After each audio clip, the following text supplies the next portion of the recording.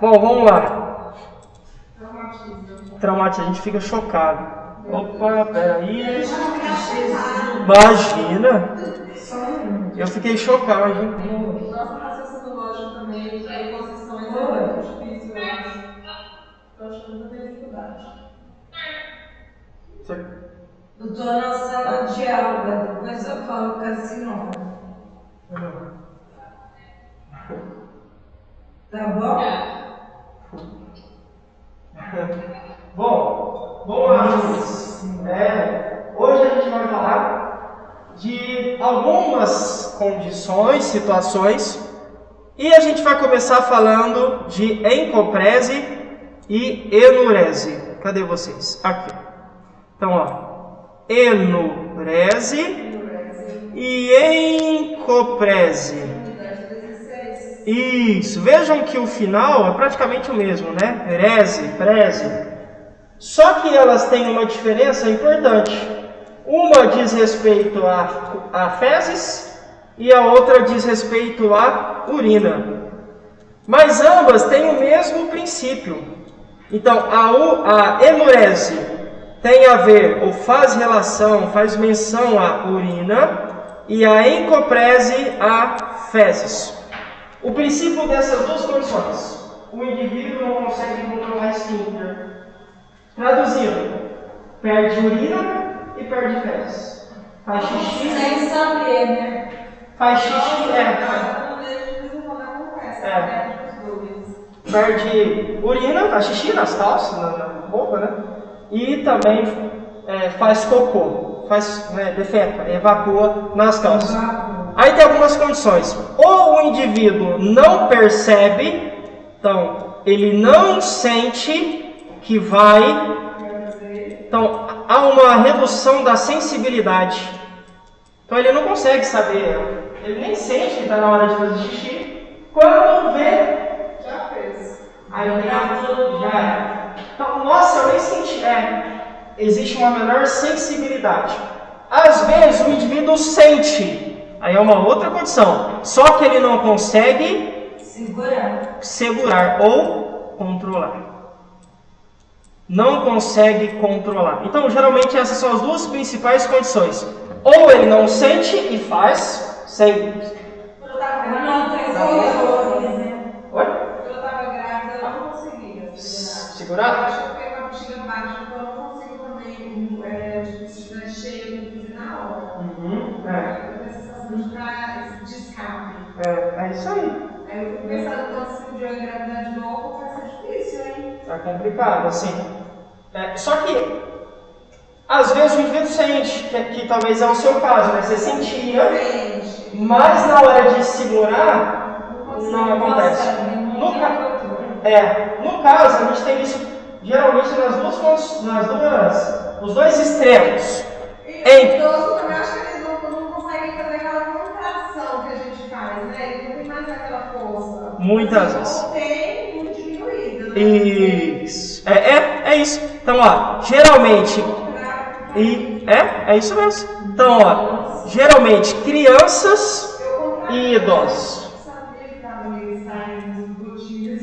Não, é isso. A gente. Não tem jeito. Assim, crianças estão aprendendo, entendendo que é necessário fazer xixi, evacuar no vaso sanitário. Elas ainda estão desenvolvendo esse pensamento, essa noção. Então o que acontece? Muitas vezes o cérebro ainda está aprendendo e ele não consegue controlar o corpo muito bem. E a criança acaba evacuando ou urinando nas calças. No caso, ou na cama, porque que é mais comum na cama.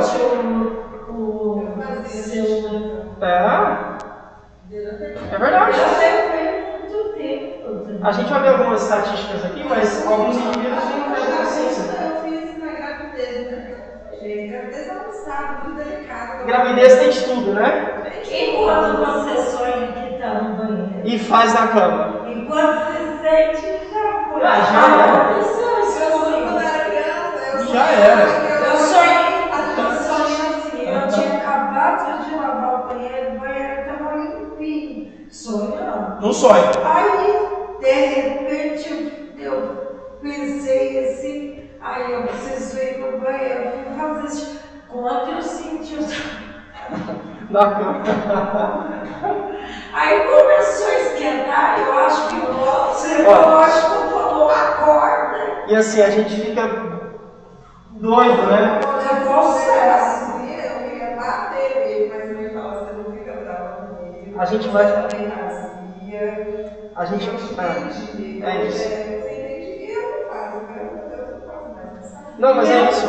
O meu Aqui, menino, na verdade, com 5 anos, ele já levantaria e não banheiro. Eu fico impressionada com as crianças e com 2 aninhos assim, já sabia, sabe? Já sentia que tinha que ir no banheiro e já. Apesar que ele, quando era pequenininho, É isso. com 8 meses, ele já não ficava de fralda. Ele não? Não. Aí eu comprei o piniquinho e deixava num lugar sempre onde ele sabia onde estava. Quando eu olhava, ele sentado no piniquinho. Agora, um fato curioso é que a dona Neide, ela tem esses escapes, mas assim, na fralda ela não consegue fazer. Não. Não, e vai muito trabalho, porque. Mas é porque ela se sente Eu não sei. inválida? Você acha que é esse sentimento? Tipo assim, puxa, tem. Ela é lúcida. Talvez seja, né? Ela é muito lúcida. Porque o meu esposo ele ficou internado, quando ele ficou aqueles 5 dias que a perna não funcionava de jeito nenhum, que eu estava levando o papagaio para ele fazer na cama. Mas pensa no homem que demorava para conseguir soltar o rim. Ele falava, eu quero ir no banheiro. Eu falei, então você levanta e vamos no banheiro. Só que ele falou pra mim, minhas pernas não dá. E realmente, ele comandava as pernas e as pernas não mexiam. Aí eu falei, então vamos mudar a performance de pensar aí, vamos fazer xixi para o rim trabalhar, porque você sabe que o seu rim está querendo parar. Aí foi aonde, muito mexendo no psicológico, porque ele começou. Aí, mas é aquele assim, eu falava, o dia que você voltar a mudar, você pode ir no lugar. Aí na hora que ele conseguiu levantar, arrastando com a cadeira, e foi no banheiro tomar banho. Esse homem ficou, eu acho que mais ou menos mais de 1 hora no banho. Eu não sei se ele chorava, o que acontecia, mas ele estava se sentindo tão útil. É uma sensação, essa é a palavra, é útil, Eu acho que é muito validez, né? O idoso, ele está inválido, mais lúcido. Parece que é pior, né? Porque eu convivi com um cara assim, eu tive contato. E era um centenário já, tinha 100 anos, como eu já falei, já tinha enterrado 2 esposas, enterrado 2 filhos, e o homem tinha 100 anos, cabeça lúcida, mas o corpo já não respondia. Era quase o mesmo do avô do meu esposo. Cabeça boa, mas o corpo... Ele tinha a cabeça lúcida. Ele lembrava do primeiro neto dele. Lúcido. Tudo. Só que o corpo já não estava comandando. Foi o que aconteceu com ele. E aí ele falava, Lucas, eu já pedi para Deus, ele era muito evangélico, assim, muito cristão, eu pedi para o Criador me levar daqui, porque eu não vejo mais sentido. Já vivi tudo que tinha para viver, e tinha uma situação boa assim, e ele, olha, eu não consigo nem nadar mais. Ele todo dia, em São Carlos, ele ia caminhando, ia e voltava caminhando para o trabalho, nadava na água gelada todo bancário, nadava todo santinho, um cara muito ativo, lia a Bíblia, e ele estava lendo mesmo nos últimos tempos.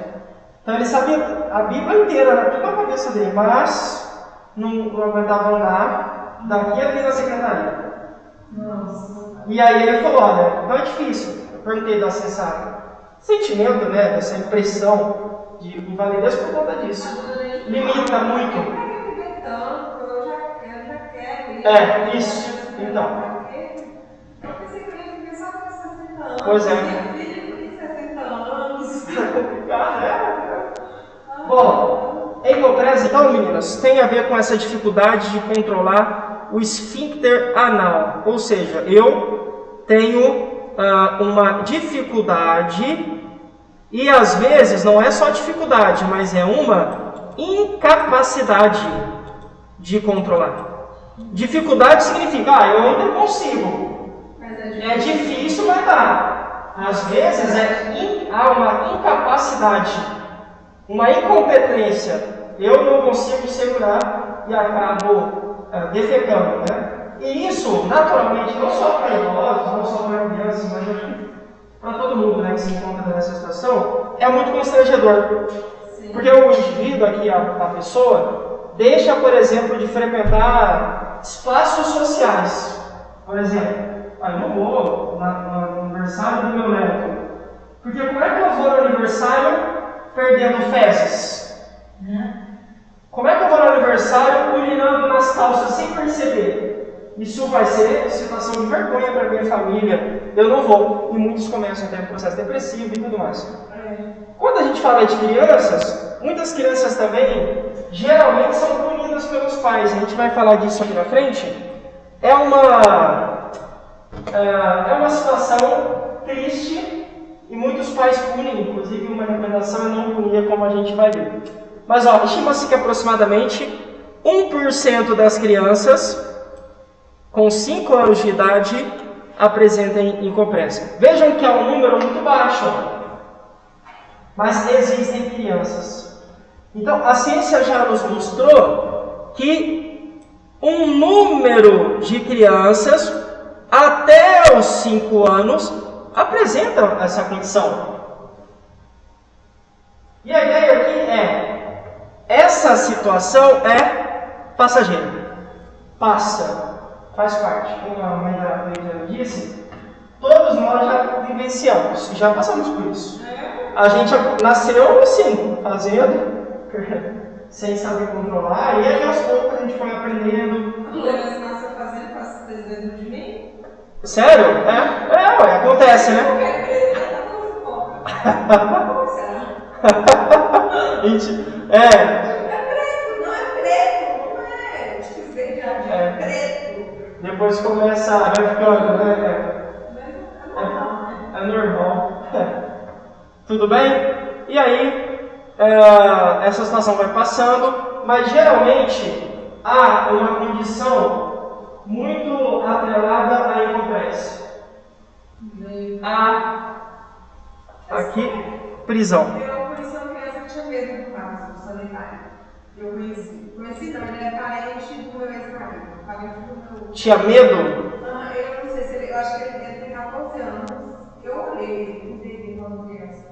E eu acho que ele tem medo. Ele fazia no quintal, ele ficava brava, que ela tinha que estar catando o poder toda semana, todo dia do dia. E ele fazia no quintal. Mas não fazia com ele. Olha só. Bom que a cidade assim, pequena, cada casa tem um quintal, assim, um negócio de grande, assim. E ele fazia no quintal, ele tinha medo, ele tremia, colocava ele no braço e começava a se tremer todo. Mas não precisa ter tratamento, né? Tem crianças que às vezes pegam medo por coisas que não oferecem tanto risco, né? Mas a criança é muito simples, muito ingênua. Mas tem uma justificativa que é muito comum em casos de criança, que é a prisão de ventre. E aí você fala, professor, caramba, mas uma coisa não tem nada a ver com a outra. Prisão de ventre é não evacuar. O que não evacuar tem a ver com encoprese, que é perder fezes? Tudo. Em casos de criança, o que acontece? A criança começa a defecar uma quantidade menor de vezes, então vai desde todo dia, passa aí a cada 3 dias, 2, 3, 4, 5 dias e vai intervalando. As fezes vão endurecendo. E muitas vezes a região, o esfíncter anal, por conta dessa resistência das fezes, fica insensível. Nossa, eles não vão muito família junto com coisa que me ajudou. E aí isso acaba desencadeando um problema no tônus, que é essa capacidade, e a sensibilidade diminui. Então, quando a pessoa, né, perde fezes, ela não sente, porque ela não sente nada passando pelo esfíncter. E o esfíncter não tem força suficiente para ficar fechadinho. E aí fica aberto. Ficando aberto, as fezes extravasam, né? Então, essa é uma causa. E aí, tem algumas causas para a prisão de ventre. Aqui, ó. Primeira coisa, ó. Medo, vergonha de usar. Nossa, isso lá em casa é todos os três. Não vai no banheiro dos outros. De jeito nenhum. Não vai no banheiro em um hospital, não vai. No entanto, meu esposo ficou 12 dias. Se eu te contar que nos 2 últimos dias que ele resolveu ir no hospital, porque o médico falou para ele, tirou um raio-x e no raio-x constatou que ele estava cheio de fezes. E falou para ele, aí foi aonde o médico chegou a obrigar ele a ter que ir no banheiro, mesmo no hospital, porque se do jeito que ele estava ali, ele uma hora ia ressecando e ia sair mais. Nossa, eu também falo, minha mãe, ela falava que quando eu era pequena, eu pegava igual bode. As bolinhas, né? Eu Acontece. fazer a cirurgia de hemorroida. Depois que eu fiz a cirurgia de hemorroida, eu falei, eu tô nem aí, deu vontade, eu tô indo. Lógico. Qualquer banheiro. É aqui, ó. Não tem como, porque chega. Gente, eu já cheguei a ficar 5, 7 dias sem ir no banheiro. Sabe aquilo que parecia? Você punha até a água na garganta, parecia que até a garganta estava cheia de comida. E eu estava inchada. Quantos dias? Eu cheguei a ficar 7 dias. Nossa. Sem conseguir ir no banheiro. Aí quando ia, só saía aquele mascolinho, que era e aquilo não estava virando. Aí onde foi que depois eu precisei fazer a cirurgia de hemorroida, e aí eu acho que eu fiquei uns 2 dias. Eu veio foi uma semana da minha gravidez, eu fiquei mais de uma semana sem. Sem também? Não sei porquê. Fica, acontece. reserva. E aqui, ó. É isso, ó. Medo, E essa sensação de estar cheia, assim, ansiedade. É lógico. Você sente. E tem, em alguns casos, a gente já falou, mas sai, né? Extravasa, sai pela boca. É claro, são casos mais específicos. Mas se não sai por baixo, Ele volta pra cima. vai sair de alguma forma. Porque enquanto você continua com medo, você dá material para que o bolo fecal se forme, né? Professora, a minha prima, Ah. ela deu hernia. Aham. Ela tem 5 hérnias na região do estômago. Nossa. Uma daqui no lugar do útero, assim, cai empurrando o útero para cima. Professora, a primeira vez antes dela fazer a primeira cirurgia, só que aí não guardou o resguardo, estourou tudo de novo. Nossa, gente. Voltou tudo de novo. Nossa, tinha coisa assim muito. Professora, sabe aquilo que não saía por baixo, que fazia tanto tempo que não saía por baixo? Começou a sair pela boca. Nossa! Você imagina, você não dava conta de ficar perto dela. O povo falava para mim, olha, você tem muito estômago. E na época dela ainda eu não tinha estômago. Mas eu não conseguia sair de perto e deixar ela passando mal. Aí, aquilo ficava verde a cor da camiseta aí, ó. O que ela põe pra fora. Tudo pela boca. Tudo pela boca, sabe? A boca dela, quando abria, que ela ia falar, você não cortava. Coitado, foi um momento. Aí eu falo, gente, de um jeito ou de outro tem que sair. Tem, não é assim, até lógico. Lógica, né? E ó, além dessas questões relacionadas assim ao medo, tem a ansiedade, no caso de crianças, né? Tem aqui, ó, período de estresse, dificuldade de chegar ao acessar, e aqui, né? Tem hábitos também relacionados à alimentação e à hidratação. Olha, não como comida mesmo, de verdade. Comida. Não como tanto. Água esquece. Tomo vez ou outra. Opa. Você está pontuando para cair na situação de prisão de ventre. Consequentemente, essa prisão de ventre pode, e é o que geralmente leva uma criança a apresentar essa resistência ou dificuldade em controlar a evacuação. Perder fezes nas calças, né? Bom, tratamento. Claro, né? No caso, se há a prisão de ventre, o que a gente precisa usar? Laxante, né? Óbvio, as fezes estão sólidas. Ficaram duras demais e não conseguem descer, fazer o caminho que tem que fazer. Laxante não faz efeito. Aí, lavagem ou alguma coisa do tipo. Que é pior, né? Laxante ainda vai, assim, é ruim, mas melhor, é menos pior. No laxante. Cadê? No laxante que coloca. Supositório. Que o supositório é o que você coloca por baixo. O laxante é o que você bebe. Eu já coloquei nela supositório. Então, existem algumas condições, ó. Xarope, comprimido, supositório. De uma forma ou de outra, a ideia é, bom, vamos resolver isso logo, alinhar esse trânsito fecal, porque senão a gente pode cair na situação de incompreensão. Esse geralmente é o tratamento, né? Obviamente que essa situação tem cura, né? Tem cura. Só que, observação, falando em criança. Quando a gente fala de idosos, o nome para pessoas adultas, né? A gente chama de incontinência fecal.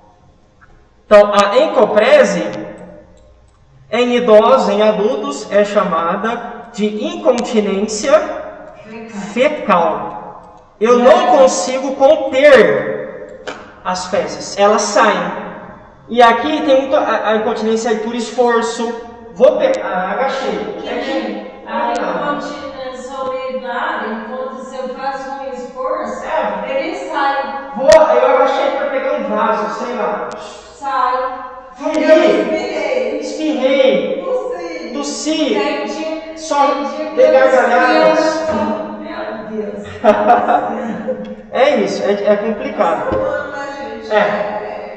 Então, ó, vamos lá. Claro que existem também prejuízos emocionais. E aí a família, o cuidador, precisa dar esse apoio.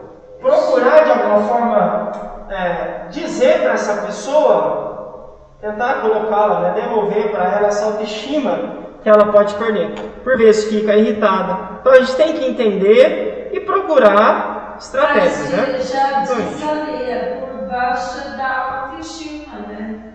Porque a pessoa, quando não tem autoestima, parece que tudo conspira contra. E aí? Às vezes eu tenho problema de autoestima. Se a gente não tomar cuidado, a gente fica mesmo, né? Nossa, às vezes eu tenho. Então, o nosso papel não é criticar, é apoiar. Nunca criticar. E se for para fazer uma crítica, a crítica seria, olha, eu sou olha, isso, é importante que você procure um psicólogo. Será que não seria interessante ir num proctologista? E, sei lá, num gastro, ir num cara especialista em intestino, alguma coisa assim? É necessário. Mas é uma crítica construtiva. É para melhorar, para resolver essa situação. Ao mesmo tempo que você faz uma crítica, você está tentando construir ela para o bem. Você está querendo ajudar Exatamente. a pessoa a ver o que está errado e poder melhorar. Exatamente, essa é a ideia. E não é diferente no caso da enurese, que aqui a gente encoprese e fezes, enurese, urina. Mas é exatamente a mesma coisa. Crianças, por exemplo, no caso da enurese, perderam urina, ou por falta de sensibilidade, ou por dificuldade no controle do esfíncter. Consequentemente, acabam perdendo urina. Idosos também passam por isso. Só que o nome é, novamente, incontinência Nesse caso, urinária. Ou urinária. É mais, inclusive, comum do que incontinência fecal. É mais comum a gente ouvir pessoas falando que minha avó faz xixi nas calças, meu avô faz xixi, a minha vizinha que é idosa. Porque, geralmente, a incontinência urinária, a fecal também, mas a urinária, geralmente são pessoas que, durante toda a vida, seguraram muito o xixi. Trabalho aqui como professor, por exemplo. Não dá para ficar indo no banheiro toda hora. Vou segurar. E jovem segura, né? Eu já segurei tanto. Não, a gente segura. É mais comum em mulher, inclusive, incontinência urinária. Mas segura. Quando chega na velhice, o músculo já foi tão forçado que ele fica frouxo. Na velhice não, professor. Não, mas você Eu é mesmo De regra, agora nos tempos agora, eu tava assim, eu não conseguia segurar de jeito nenhum. Quando eu vi, eu tava saindo. xixi. Aí eu fiquei mais ou menos uns 3 meses tendo que usar absorvente direto. Quando eu vi, eu tava fazendo. E assim, e aqui a gente foca aqui em criança, mas entendo que idosos, né? Pessoas adultas também podem ter vários justificativos. No caso da criança, a gente tem a enurese primária. Vocês podem ver que aí o foco é mais em idoso, né? Mas aqui eu trouxe slides principalmente para crianças, para dar esse contraste. No caso da criança, a enurese primária diz respeito àquelas crianças que sempre fazem xixi à noite, enquanto dormem. E aí tem uma justificativa. A ciência fala que o cérebro da criança não aprendeu ainda a responder ao sinal da bexiga. Traduzindo, eu, Lucas, durante a noite enquanto durmo, geralmente a criança bebe água, bebe leite, está na cama, mamadeira, e isso resulta em urina. A bexiga dela fica cheia de urina e manda um sinal para o cérebro despertar a criança, para que ela levante e vá ao banheiro. Você dá sufoco também, né? Claro. Isso. Só que o cérebro dela não consegue interpretar esse sinal. Se ele não interpreta, a criança continua dormindo. E a bexiga tem que colocar para fora. Porque, inclusive, é uma medida de segurança para a criança, senão ela pode até morrer por complicações. Então, o cérebro está aprendendo, assim como o coração, que bate mais rápido quando a gente é criança e que vai diminuindo conforme a gente cresce. O corpo da criança está em desenvolvimento. Mas nesse caso aqui, enurese primária. Por que primária? Porque tem a secundária. Qual é a diferença da secundária para a primária? Na secundária, a criança já parou de fazer xixi na cama. Então, é uma criança que não faz mais xixi por pelo menos 6 meses. Então, traduzindo, parou de fazer xixi no finalzinho de dezembro. Janeiro. Passou de janeiro a junho sem fazer xixi. Em julho, volta a urinar na cama. Aí, nesse caso, seria mais ou menos para quem faz algum tratamento. Porque aí acontece, nos casos, tratamento psicológico. Também. Você usa muito tranquilizante, onde o seu neurológico ele fica abalado. Então, mexido, né? Você não consegue voltar ao mesmo que era antes. Né? 6 meses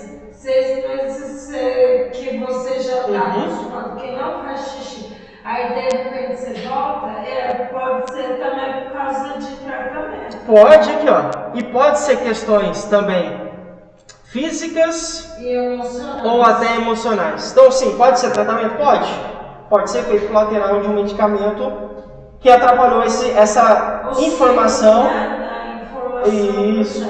E aí o cérebro não consegue interpretar como interpretava antes do tratamento. Mas pode ser também que existam justificativas emocionais e físicas. E aí aqui tem alguns números. Alguns estudos mostraram que de 5 a 10% das crianças tem enurese na maioria, ou seja, a cada 100 crianças, 5. Entre 5 e 10. A cada 100 crianças, de 5 a 10 apresentam essa enurese. Mas, majoritariamente, meninos. Esses são estatísticas, né? Majoritariamente meninos, ok? Claro que esse número tende a reduzir, né?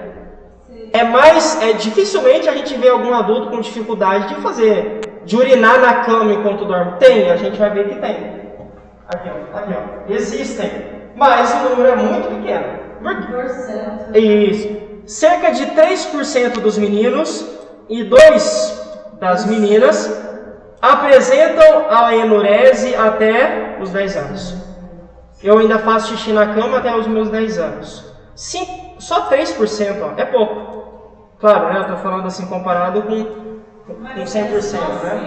Ainda sendo 2%, ainda tem muito. Ainda tem. Se comparar com o número de crianças no mundo, é muito.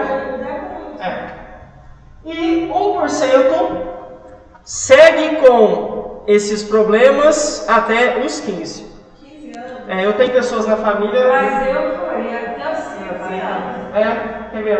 Mas o meu também, como eu falei, por causa dos medicamentos também, que eu usei até os 15 anos regularmente. Era um meio-dia e outro meia-noite. Então, o cérebro, ele perdeu a informação de metade do corpo. Ele só lembrava que ele tinha um medicamento. Aí era onde estava dentro. Ó, a Thalita está com 27. Tem duas pessoas da minha família que têm a idade da minha irmã, que tem 27 anos. Casadas e que ainda fazem xixi. Casadas. Imagine aí o problema que isso causa no casamento, inclusive. A vergonha, né? No casamento.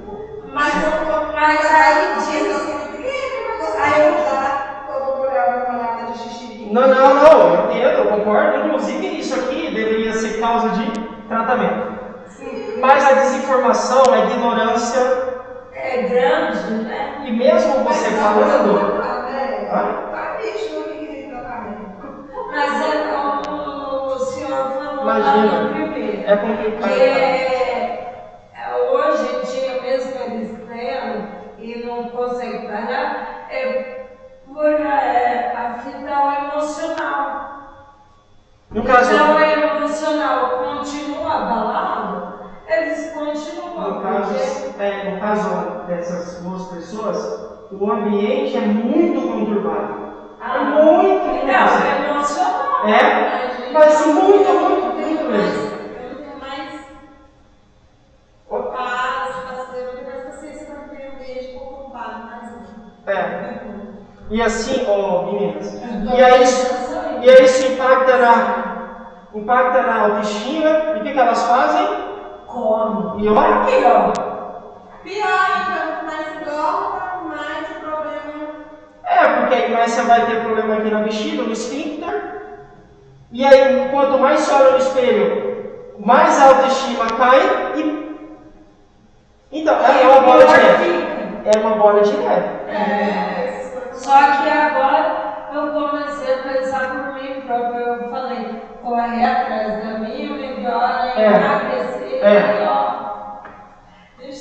e deixar de escutar os outros. Porque se a gente escuta demais.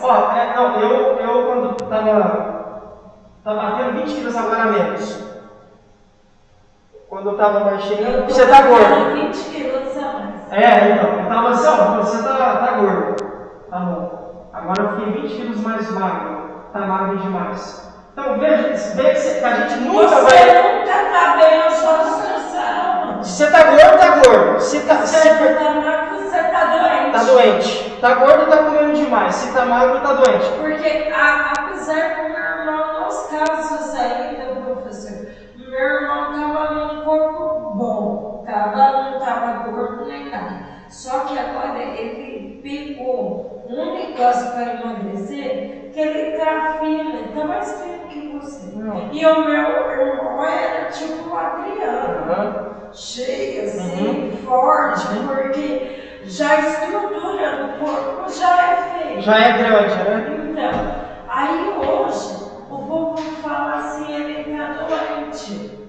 Cara, a gente sabe que tá, mas ele é de uma família que a índole dele, ele pode estar morrendo, mas ele não perde ajuda. Tipo assim, se vai até o final, racha a cara. Lascando, mas ele não pede ajuda. É complicado. E eu falo, eu vi eles. Aí é difícil, né? Eu falei pra eles, A gente nunca pede pro familiarizar da gente, saúde mental, sei lá, na saúde mesmo, se tiver bem, se tiver de estar em lugar em casa, eu tenho mais consciência para meu pai, a vida inteira, desde quando eu tinha criança, ele sempre foi de quebrar as coisas, jogar assim no chão, móveis, a minha mãe não tinha objetos de casa, nada dessas coisas, ela não podia comer, porque ela precisava de batia nela, e era uma coisa assim terrível. Hoje melhorou 100%, eu vivi muito Num ambiente assim. de conturbação. E o meu avô também, que era assim, ele era agressivo com a minha avó. E a gente, quando a minha mãe morou um tempo com a tia dela, que é tia mesmo desse avô, ela também era terrível. Aí a vida inteira. Hoje eu quero paz. Nossa, não quero saber. Eu também vivi um relacionamento cheio de conturbação, de traição, de mentira, de abuso, de orgulho. Nossa. Quando eu tive meu filho, meu esposo, ele não estava em casa, ele estava em um bar. Aí ele não foi assistir o bar da criança, não foi, o vizinho não foi no hospital nem nada. Minha mãe ficou comigo, me deu apoio, depois a criança nasceu. Ele chegou lá, como a gente todo tamanho, assim, pessoas. Aí eu fui questionar, aí ele falou que eu estava ficando louca, era uma coisa do parque, aquela igreja do parque, alguma coisa coisa. Mas tá um gigante. Sabe? Aí eu fico pensando, hoje eu tenho raiva de mim porque eu não acabei com esse anjo, assim, porque eu não deixei o meu filho conhecer ele, porque era pra, sabe, eu não queria que o meu filho tivesse conhecido, porque hoje ele bloqueou o próprio filho da amizade. Olha. A minha vida não tá fácil, assim, não, as coisas acontecendo. Hoje eu tô mais ou menos nessa vida aí, eu tô nessa conturbação porque a balança não sabe pra onde que ela pesa. E eu tô naquele meio assim, eu tô igual charuto na boca de bêbado. Se eu escorregar pra frente, eu machuco alguém. Se eu escorregar pra trás, eu me lasco. Não. É muito difícil. A vida da pessoa quer ficar adulto. Eu acho que eu quero voltar a ser criança. Eu quero a minha mãe. A gente. Eu quero voltar lá no útero da minha mãe. Porque lá era quentinho, gostoso, ninguém mexia o saco, sabe? Mas assim, esses dias eu tava. Hoje eu lá no parque. Uma aluna. A gente tava conversando sobre o que faz no fim de semana. Eu falei, eu trabalho. Nossa, mas você trabalha no fim de semana? Eu falei, opa. Aí eu brinquei, vida adulta. né? Aí você tá brincando, quero voltar pro útero da minha mãe. A nossa vida é muito assim, né? E isso acaba impactando muito em como a gente se vê e como a gente vê o ambiente, como a gente se dá com as pessoas. O problema é o seguinte, mesmo você tentando fazer o certo, viver na vida correta, você continua ainda naquela situação onde não tem saída. A coisa é. Sabe o que eu penso, Alexandre? Que tudo tem saída. Nossa, mulher, eu esqueci a saída. Mas eu acho que tem que buscar isso dentro da gente, assim, sabe? Pensar. Tá, só que agora você entra num estado onde você sabe que tem saída, você conhece a única saída e a outra pessoa não te dá espaço para você ter a saída. Ai, meu Deus, eu nunca vivi nessa situação. Aí é pior ainda, porque você sabe que tem a saída, você sabe como reagir, como sair dela, e a outra pessoa continua na frente fechando a porta. segurando, esbarrando. É que aí, como se dizer, aí ela põe desculpa aos seus filhos, põe desculpa à doença, E vai, né? entendeu? Isso é uma chantagem emocional gigante, né? Mas assim. Nossa, isso é terrível. A pior coisa que pra mim que existe é a pessoa tentar prender a outra pra ela. E eu tenho uma situação Nossa, dessa, eu porque perdi. eu não saio, porque que nem eu te falei, que ele tá doente. Aí se eu sair, todo mundo vai olhar como eu Entendo. Me faz chantagem emocional. Mas assim, Mas é tipo, a gente está falando da Eurés, muitos pais, falando, né, da questão emocional, Sim. chantageiam os filhos. Então, se uma criança perde, olha, você vai dormir na casa da sua tia, você não vai urinar no colchão dela à noite, senão você não vai. Se você não se controlar. Mas eu assim, isso é normal de hoje em dia. Mas eu ensinei minhas filhas totalmente diferente, porque quando eu descobri que troca por troca, chantagem não vira nada, ou você leva uma criança rebelde que não quer crescer, não quer ver a verdadeira realidade da vida. Você fala quando barganha? Sim, é por barganha. Então, a criança cresce uma bolha, né? Foi aonde eu comecei a rever os meus conceitos. Disso. Então hoje, disso. Aí hoje, que nem as pessoas que me conhecem falam assim, você nunca fez uma troca com seu filho, e se aquilo é uma chantagem assim? Eu falei, não. Porque hoje é comum hoje em dia, né? Porque eu sei qual é o problema da chantagem. Porque uma hora ou outra ela volta. E aí? Ele vai te tacar na cara. Claro. Mas você falou que se eu fizesse isso. E eu fiz minha parte e a sua. E aí? Você entendeu? Então é por isso que às vezes a realidade nua e crua, ela dói, ela é dolorida, você sente tudo.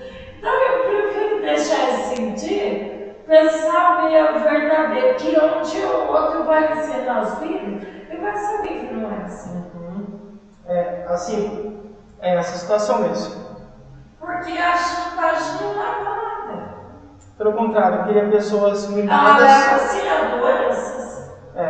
Porque a pessoa vai começar a assimilar do jeito que ela quer. E aí é onde que vem a doença psicológica. A criança cresce pensando que tudo é chantagem. Que como chantagem vai resolver. E que tudo gira em torno do umbigo, né?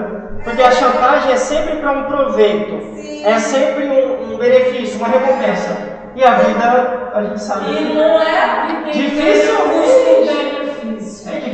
você vai ter uma recompensa. A ideia, a regra é quase sempre quebrar a cara. Quase sempre você racha a cara. A gente está brincando de concurso, você presta, claro, tem exceções, mas você começa no quinto para frente, você começa a passar, sexto, décimo, vigésimo. Agora você diz, com relação aos concursos, se você vai estudando, sabendo que se você estudar, você vai passar. Em algum momento? E você não pensa, e se eu não passar? Qual vai ser? Qual vai ser a consequência? Porque aí começa no psicológico. Claro. Você vai ficar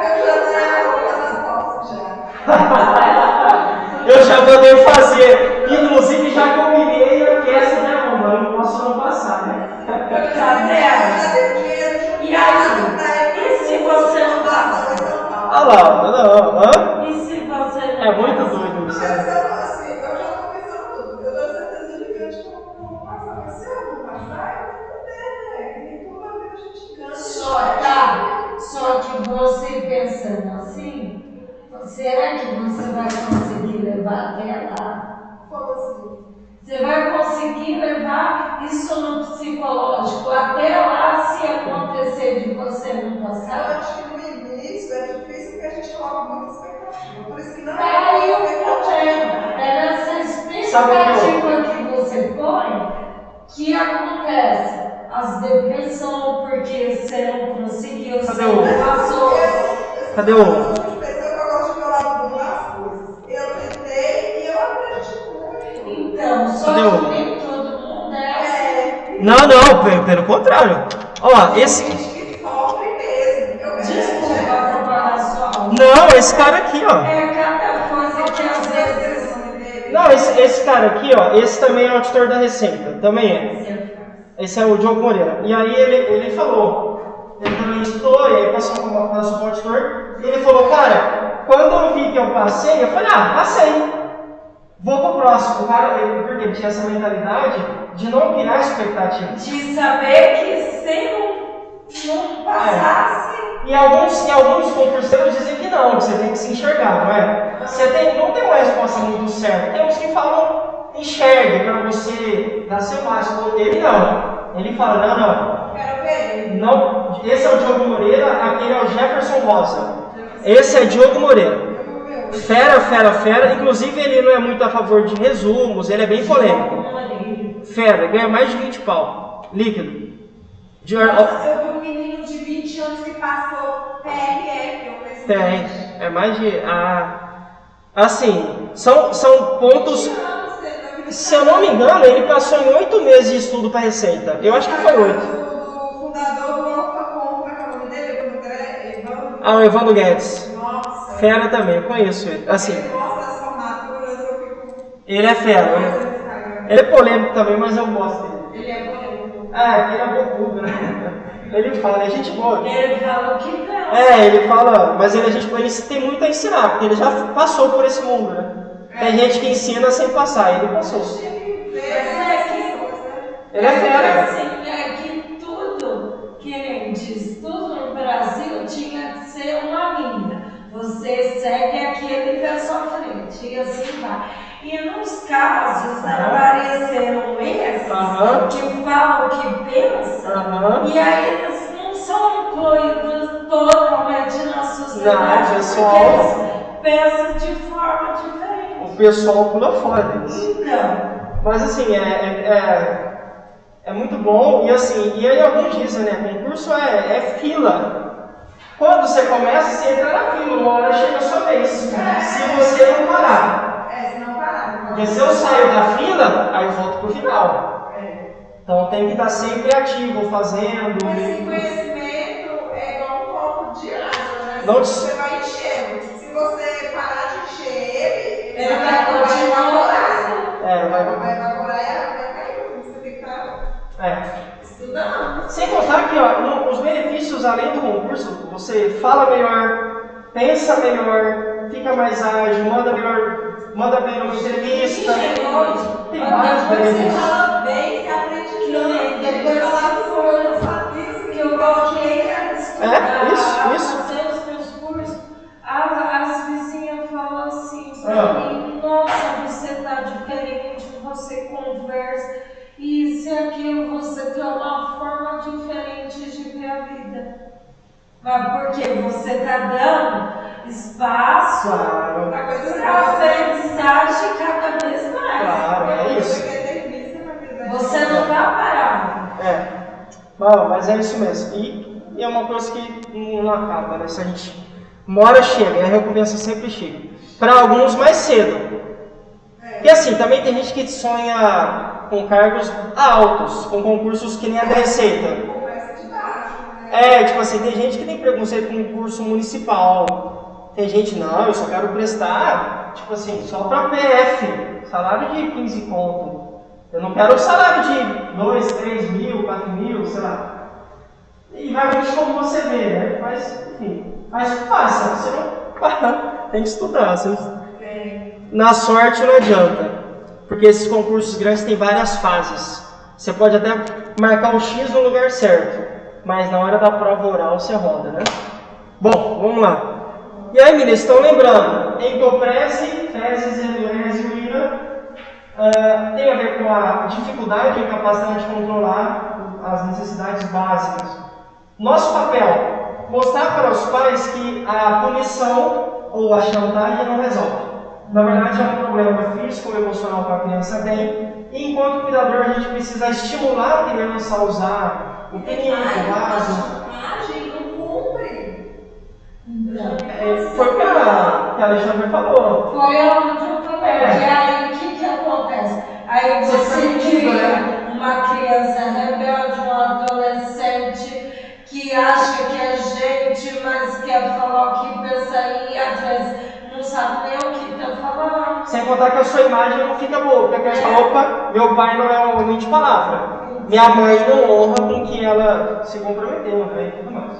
Mas o nosso papel é estimular, levar a criança a usar, sei lá, o pinico, o vaso, e mostrar para os pais que o caminho não é a punição, mas é entender, talvez seja fazer um tratamento, passar por um psicólogo, sei lá, para entender o que a criança continua ainda. Mas lembrando, os hábitos, né?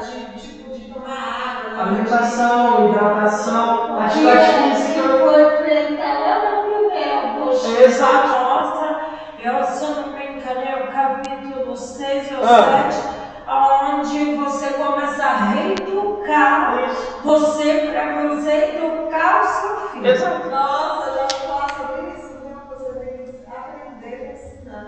É onde que tem. Faz parte, assim, psicologicamente falando, para ensinar, a gente tem que saber sobre alguma coisa, né? Independentemente da coisa, não necessariamente algo. E a criança vê como um modelo, né? O papai porque, na verdade, quando a criança está crescendo, a gente é o espelho. Então ele vai se espelhar em você para poder saber o que você faz, qual é a sua atitude e a sua noção de pensar e os seus modos de agir. Papai não bebe água. Por que ele me manda beber água? Papai só come hambúrguer. Ele está mandando comer maçã, mamão, ele nunca viu ele comendo. Aí você entra em contradição. A contradição. E aí não vale. A criança não vai querer seguir, né? Mas é o nosso papel. Quando eles estão pra frente, eu já pergunto se eles estão mais, então já está indo. Ou já foi? Já foi. Aí a gente quebra. Nossa, eu entendi. Eu estou nesse caso aí. É sério. Do negócio do meu rim, que como não bebe água. Aí a minha filha está naquela situação que ela não bebe água. Aí ela pega e fala, mas você já bebeu água? Olha. Eu falei, não é por isso. Eu encho o copo dela, encho o meu, eu falo, vamos beber As duas, você bebe, eu bebo. As duas juntas. E é para beber. Que eu não beber. Aí então eu coloquei o aplicativo no celular, então ela já fica atenta, que a hora que o meu celular toca, é hora de beber água. Aí ela fala, não, já bebi. Eu falei, eu não vi você beber, você vai beber. Eu não bebo, eu vou beber, você vai beber também. A minha medida é essa, 600. Então eu tomo 4 ou 5 desse todo dia. Sempre. Então é aqui, eu sempre. E aí eu ponho ele assim na minha cara, praticamente. Eu amo garrafa PET, principalmente aquelas novas que conseguem estar apertando. Você vai apertando, mas. É uma sensação muito boa. No copo eu não bebo, é muito difícil. Sério? Garrafa PET. Nessas pequenininhas, né, das maiores? Não, Aquelas massas. aquelas de 1 litro. Sei. De 1 litro. Sei, 1,5 litro. Nossa, essas eu amo. São estratégias, né? Que a gente tem que ver. Você ter prazer em beber água. Eu bebo bem, mas na garrafa PET. Então, se garrafa, copo, se despertador, se aplicativo, se escrever, sei lá, na porta, da janela do vidro do banheiro, não importa. Tem que ter estratégias para cobrir essas brechas, né? É a nossa parte. Tanto para comida, atividade física, né? É a garrafa PET. É. E eu descobri isso há pouco tempo. Sério? Eu já comprei garrafa, mas a que eu comprei não deu muito certo, é uma de 900. Mas ela é muito quente, ela deixa a água muito quente, aí me faz mal. Aí eu comprei uma também, Tupperware, nossa, cara pra cacete. Tupperware? É caro. Aí, mas só que ela não parece que a água para, a água não vem. Então, aí você não tem o tchan, né? Aí você não tem aquele prazer. O ar desce, mas a água não desce. Aí a garrafa PET. Aí acaba todo o seu prazer. Não vira nada. Bom, vamos lá. E aí, a gente vai falar agora das doenças mais comuns nas pessoas idosas, né? Bom, vamos lá. Algumas doenças. Vamos começar por esses... Eu vou mostrar a imagem. A gente vai para o 17. Bom, isso. Existem dois tipos de AVC, acho que vocês já ouviram falar com certeza. Especialmente porque esses dois tipos acontecem ou se dão de formas diferentes. Vamos lá. Um tipo de AVC entope a artéria. Que é o cerebral. Aqui, ó. Isso, ó. Um entope. É o isquêmico. Isso. E o cerebral é o que derrama o sangue. E o hemorrágico, isso, o hemorrágico é o que tem hemorragia. Não, isso mesmo. Hoje em dia a gente não chama mais AVC. O termo correto é AVE. AVE. Acidente vascular encefálico. Encefálico. Nossa. Há pouco tempo a gente falava isso, acidente vascular cerebral, mas atualmente a gente fala AVE. Acidente vascular, assim, ó.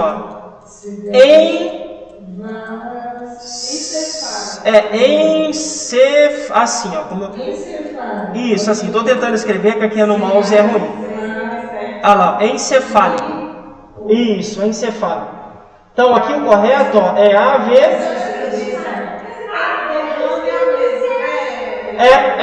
A palavra. O derrame é um termo popular. As pessoas aí fora falam, esse derrame. É o encefálico.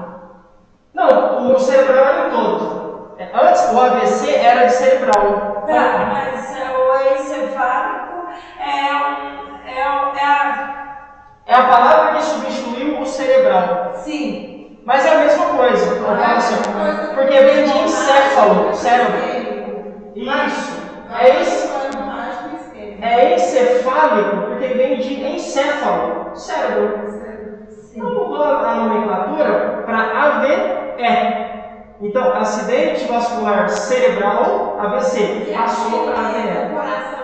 É por isso que trocaram para encefálico, porque o AVC é dado no cérebro. No encéfalo, né? É isso, exato. No encéfalo. É isso, né? Então, acidente vascular encefálico. Que se dá de duas formas. Da forma isquêmica, e aí esse termo vem de isquemia, falta de Oxigênio. especialmente oxigênio, isso devido à falta de circulação adequada. Eu acho que tudo ligado. É isso mesmo. Então o que acontece? Falta sangue em alguma região, e quem é que leva o oxigênio? O sangue. O isquêmico. Oi? Isso, a isquemia, exatamente. Então, ó, por algum motivo, alguma coisa obstrui uma artéria. Sim. A artéria fica entupida, bloqueada. E o cérebro, né? Isso, então ela fica obstruída, bloqueada, tampada. Alguma coisa impede a passagem de sangue. Hemorrágico é uma ruptura Da artéria, isso a gente vai falar isso mesmo. Então, ó, por algum motivo, alguma coisa impede, como está no slide aí, ó. Alguma coisa que impede a passagem de sangue, e aí toda essa região deixa de receber sangue. Aí ela morre, né? Tudo isso aqui morre. Então, ó, tinha uma artéria, alguma coisa obstruiu. Geralmente é um trombo mesmo, gordura, alguma coisa assim. Aquelas várias coágulos de gordura. Isso. Que formam coágulos. Isso, que para lá no cérebro. Obstrui, impede a passagem de sangue, toda a região que seria irrigada com sangue, que levaria, né, nutrientes, oxigênio, toda essa região deixa de receber sangue. E a essa falta de recebimento de sangue a gente chama de isquemia. Então a isquemia, na verdade, é falta de uma quantidade adequada de sangue. E, obviamente, de oxigênio, nutrientes, né, e tudo mais. Por isso, o AVC isquêmico, porque ele tem a ver com isquemia. Falta de quantidade necessária ou adequada de sangue. Consequentemente, leva à falta de oxigênio. Ou de sangue ou de oxigênio, porque o oxigênio vai para o sangue. Na carótida, que é onde leva o sangue para o cérebro, ela tem dois espaços, que são o espaço do oxigênio e do sangue. Isso é aqui, exato. É onde tem o bloqueio, às vezes não é só no sangue, às vezes o bloqueio pode ser no oxigênio, porque se mesmo você tem o sangue e não tem o oxigênio, ele não consegue fluir. Não, ele não passa. Nesse caso aqui tem alguma coisa impedindo. Que seria ou do oxigênio ou do sangue. Mas nesse caso aqui não passa sangue mesmo, no caso da AVC. Você está usando esse AVE já? Sim. Já está usando. Só que assim, o que acontece? Vai naquela velocidade, né? É tipo portador de necessidade especial. A gente não fala mais isso. Fala pessoa com deficiência. Mas ainda tem pessoas que falam portador de necessidade especial. Auxílio por incapacidade temporária. A gente fala auxílio do extra. Isso. Ou mal de Alzheimer. É só Alzheimer. Ou doença de Alzheimer. Não é mais mal de Alzheimer. Então assim, aos trancos e barrancos o negócio vai acontecer. Então, primeiro caso, primeiro tipo, alguma coisa, geralmente um trombo, um coágulo, impede a passagem de sangue, uma região fica sem receber sangue e morre. E ela morre. AVC isquêmico. O hemorrágico acontece de uma outra forma. A artéria ela estoura, se rompe e gera hemorragia. Derrama o sangue e aí esse extravasamento, esse derramamento de sangue a gente chama de hemorragia. Então, isso, exato. Então, Lucas, no caso da minha avó, no caso da minha mãe, no caso de alguma pessoa que eu conheço, deu sangramento. Opa, AVC, hemorragia. Você teve hemorragia, a artéria se rompeu. Não, Lucas, no caso da minha mãe, da minha avó, que eu não conheço, não estourou nada. Só que o médico falou que tinha uma veinha entupida. Esquece. O da minha mãe foi isquêmico e o do meu tio. Por isso que no AVC hemorrágico ele é fatal. 40% dos casos. Ele é fatal. Porque a minha mãe, ela conseguiu deixa eu colocar aqui, ainda voltar. Já meu tio foi aquele rompimento já da era. veia. Ele caiu no chão já na seguida. Aqui, vamos lá. Geralmente 85% dos casos de AVC ou AVE, como a gente chama hoje, 85% dizem respeito ao AVC isquêmico. Ou seja, ele é mais comum. A cada 100 pessoas que têm acidente vascular encefálico, 85 delas, em média, têm o isquêmico. Só 15% tem o hemorrágico. Só que desses 15, 40% morrem. Mas diz que ela é fatal.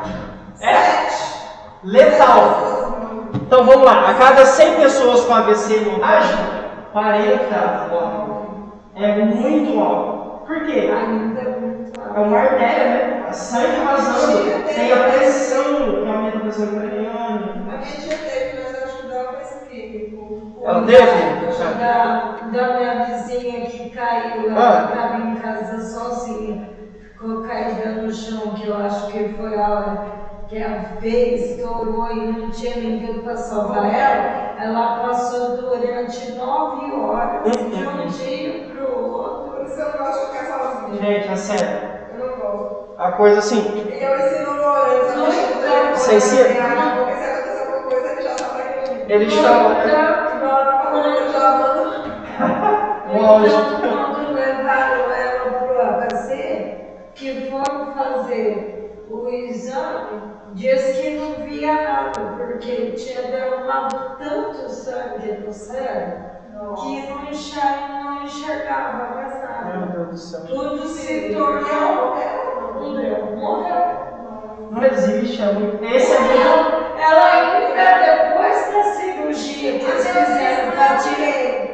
Aneurisma, alguma coisa a ver com feia também, não é? Também, mas é um inchaço. É um inchaço de uma veia, digamos assim, que em algum momento ela pode estourar. Mas é diferente. No caso do AVE, a gente tem uma obstrução ou uma ruptura. No aneurisma tem uma ruptura, mas é por outro motivo. Vou mostrar uma imagem aqui para... Quer ver? Mas assim, é importante a gente dizer que existem... Assim, vou mostrar uma imagem. Aqui, ó. Aqui dá pra ver, né? Aqui, ó. Tá vendo que a artéria... Aqui, ó. Tá vendo? É como se só a verruguinha vai crescendo, crescendo e... E se eu te disser que o mesmo local aí, onde mostra que dá dor, é onde meu esposo sente a dor. Aqui, ó. É aqui. Ele sente? Ele fala que ele sente que a veia está soltada. E ele já chegou? Já fez. Só que da vez que deu o cerebral, o derrame? Ou o infarto? Parada? O primeiro. Parada cardíaca? Não, é AVC isquêmico e o AVC hemorrágico. Quando deu hemorrágico... Ah, ele teve hemorrágico também? Deu 24 anos. Nossa, menino! 24 anos. No entanto, quando ele foi voltar, ele falou, eu não sabia andar, não sabia falar, ele teve que aprender tudo de novo. Porque tudo aqui, ele né? não sabia engolir. Mas onde que tá? Parecendo uma criança. Ele sabia engolir. Sério? Mudou tudo. Não, assim, não sabia. Ela sabe que ela é uma adulta, que ela tem neto, que ela tem filho grande, mas ela tem uns 3 jeitinhos de criança. Só fofinha, ela anda e tudo. Ela entende. Então, foi nesse caso que ele ficou. Ele falou, eu tive que voltar até para lembrar que eu tinha que respirar. Nossa. É porque é bagunça. E tudo tá aqui, né? Na máquina, né? Então, Tá tudo aqui, ó. aí o que acontece? Hoje o que ele tem medo é de uma hemorragia na artéria, porque ele sente que essa veia aqui dele, além dela pulsar, ela esquenta. E você põe a mão, realmente, esse lado dele aqui, ele vermelha. Ele já tirou, ó. Já tirou, E o médico, né? mas é isso. É como falou. É como eles falaram. Ou uma hora ele pode parar uma vez, ou ele pode dar tipo uma hemorragia. Porque não sabe realmente do que ele pode parar. Imagina a seriedade. Entende? Não é possível se abrir a cabeça. Ela tomou na cabeça, né? Tanto é que em muitos casos de câncer cerebral, os médicos optam por. Olha, vamos mexer só. Dependendo da Eu pegada. não fiz essa. Vai mexer Eu não fiz a cirurgia da IPC ainda. Porque eu ainda não pus na cabeça. É sério. Que vai dar certo. Sabe por quê? Que eu estudando sobre a doença, nos casos de 95% da população que fez a cirurgia, é raro 1% não ter nenhuma sequela. Porque os 94% tem sequela. E do jeito que eu estou, se eu estou andando, eu estou falando, eu estou fazendo minhas coisas, então vamos deixar assim. É complicado. Mas assim, o que é importante a gente saber, né, meninos? Isso aqui, um dia eu dei essa aula, e uma aluna, ela estava na aula, e aí ela viu e tal, ela conseguiu ver. E aí, de repente, ela estava conversando com o marido e começou a notar que o marido dela pontuava para alguns desses sinais aqui. Na hora, ela falou, opa, e correu para o hospital. E era mesmo, só que no caso dele era meio isquêmico. Olha, eu ficando arrepiada com esse fone, gente. Era isso. Depois vocês procuram, tá no Sebac, tá na página do Sebac. Ela chama Maria. Maria? Tá no Instagram do Sebac o depoimento dela. É Cida. Ela é Aparecida, é a Cida.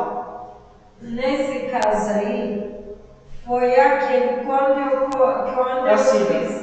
A primeira vez que eu estudei, que eu interessei em saber sobre o AVC, que aí me deram usando nessa lógica do AVC, foi quando eu salvei meu marido agora desse outro. É aqui, ó, isso. Porque o meu marido, essa fraqueza, o formigamento do braço, especialmente na perna, ele ficou todo caído assim. Aí o lábio dele fez assim. Ficou assim, bobo, né? Ficou muito bobo.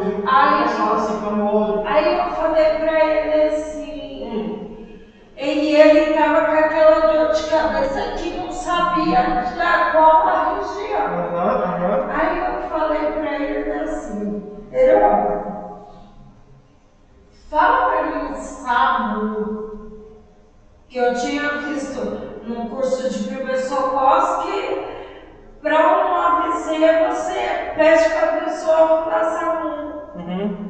Professor, ele está um sumiu. Falei, chama a ambulância. Minha filha pegou o telefone, me deu, eu falei, olha, ele está tendo um AVC. E ali eu falei um isquêmico. E na realidade ele teve um AVC isquêmico. Que ele começou a apagar, a visão dele foi ficando turva. Porque tá tudo aqui, ó.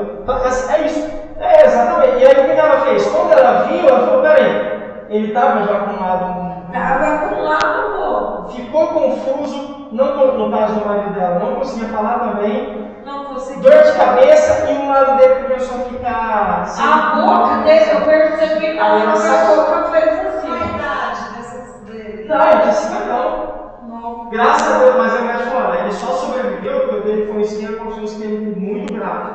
Ele só sobreviveu porque foram ágeis. Foi, que a ano passado, ela se chama Cida, ela é da 21 CDD01, ano passado. Ela veio aqui e viu, e ela se interessou, ela era muito ligada, assim, observadora, matou na hora. Por isso que ele fala, Então é importante. Você faz, além de ter interesse, você tem amor, que você começa a prestar atenção. Tem que prestar. E aqui, ó, e aí, lógico, e aí, ó, Lucas, o meu paciente, o meu marido, sei lá, minha mãe, minha avó, eu, pontuo para um ou mais desses fatores. Opa, entenda que você tem chances de ter um AVE. Então, ela já contou no mínimo 2 vezes e para as principais, talvez. Eu não sei, eu acho que tem colesterol. Não tem obesidade, ela é magra. Olha só. Acho que esses 3 de cima ela tem. Ó, e as patologias? Se for patologia familiar, tá lascado. Tá, é sério, gente. Então, ó, quem hoje em dia aqui não é, geralmente, para a maioria da... Não tem obesidade. Ou aqui, ó. Ou sobrepeso. Dificilmente alguém que não está acima. Claro, tem. Não tem. Mas, ó, na maioria das vezes, e aí faltou aqui, né, o sedentarismo. Porque o sedentarismo leva tudo isso. Quem é que me faz estar obeso? Geralmente, na maioria das vezes, é sedentarismo. Sobrepeso? Sedentarismo. Colesterol alto? É porque eu como não também. Tá, mas se você praticar atividade física, você queima gordura. Colesterol fica alto, sedentarismo. Diabetes. Você acostuma com aquilo, né? Então, o pai de todos os males, tem até o sedentarismo, o pai de todos os males. A gente vai falar de câncer na próxima aula. Tem um pezinho no sedentarismo no estresse. Tudo bem? Então, ó, Lucas, eu sei que ele é hipertenso. Começou a ficar com aqueles sintomas que a gente falou, desconfie. Tá bom? Ah, mas ele não era. Não, aqui, tá aqui, ó. Tinha esquecido ele aqui, ó. Ah, não podia ficar de fora. Ah, aqui, bonito, ó. Ah, você achou que estava... Eu esqueci ó, ele aqui, ó. Gente, mas... Tudo isso. Olha o histórico. Eu já deu aqui, ó. Histórico familiar. Nossa, de concepcional. Sabe por quê? Cria trombos e embolos. E eles podem parar ou na perna, trombose. Sabe por que eu falo? Ah. Na última vez que Ah. eu internei do negócio do rim, Ah. a moça estava criando trombos na perna por anticoncepcional. Gente, mas eu tô Menina, a perna Nossa, dela, todas, algumas. professor, ela diz atividade, né? Se for uma sedentária, então anticoncepcional já tem. não, mas ela não é sedentária, ela é magrinha, ela faz unha, ela trabalha de faxina. Ela tava, professor, Poxa, esse lado aqui dela tava todo desse tamanho assim. É muito sério. Mas assim, ó, claro, né? Nem todo mundo, meninas, nem todo mundo